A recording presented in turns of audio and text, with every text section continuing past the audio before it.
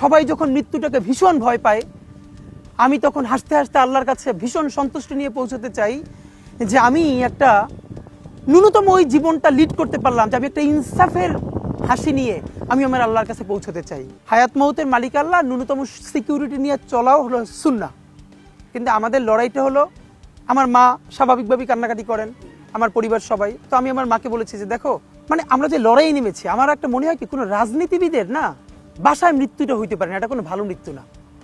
যিনি রাজনীতি করেন, যিনি লড়াই করেন, যিনি বিপ্লবী, যিনি সংগ্রামী, তার মৃত্যুটা হবে একটা সংগ্রামের মধ্য দিয়ে, একটা রাজপথে, একটা গ্লোরির মৃত্যু।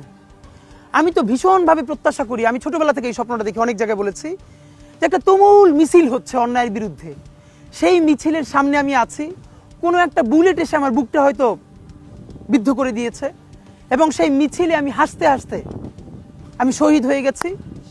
এবং সবাই যখন মৃত্যুটাকে ভীষণ ভয় পায়, আমি তখন হাসতে হাসতে আল্লাহর কাছে ভীষণ সন্তুষ্টি নিয়ে পৌঁছতে চাই যে আমি একটা ন্যূনতম ওই জীবনটা লিড করতে পারলাম, যে আমি একটা ইনসাফের হাসি নিয়ে আমি আমার আল্লাহর কাছে পৌঁছতে চাই।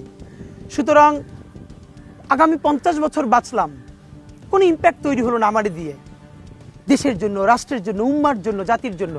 কিন্তু আমি ধরেন 5 বছর বাঁচলাম, সেটার মধ্য দিয়ে যদি আগামী 50 বছরের ইম্প্যাক্ট তৈরি হয়, তাহলে অনেকদিন বেঁচে থাকায় কি সাফল্যের বলেন?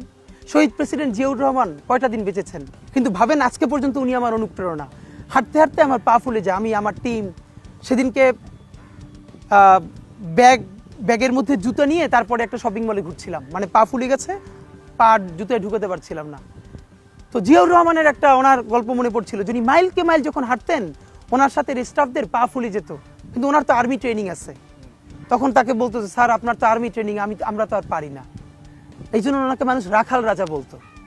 তা আমরাও সারা বাংলাদেশের 56,000 বর্গমাইলে হাঁটতে চাই, আমরা ইনসাফের চাষাবাদ করতে চাই, একটা স্বাধীন সার্বভৌমত্বের সততার বাংলাদেশ তৈরি করতে চাই। আল্লাহ যে কয়দিন হায়াতে রাখবেন এই লড়াইটা করব। যেদিন নিয়ে যাবেন, আমি স্বপ্ন দেখে যেতে চাই, আমি আমাদের এমন টিম, আমি আমার সন্তানকে রেখে যেতে চাই, আমার মৃত্যুর পরে যেন এই লড়াই বন্ধ না হয়, এই লড়াই যেন বাংলাদেশে কিয়ামত পর্যন্ত জারি থাকে।